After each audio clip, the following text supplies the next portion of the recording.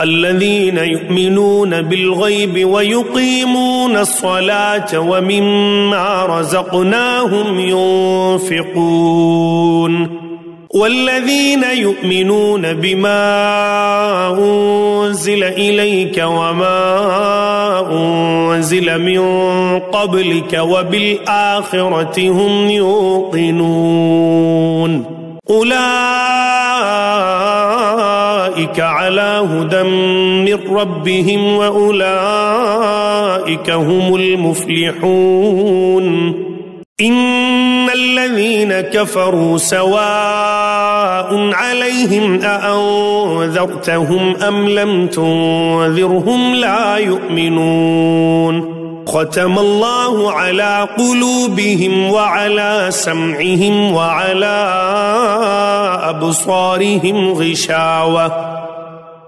غشاوة ولهم عذاب عظيم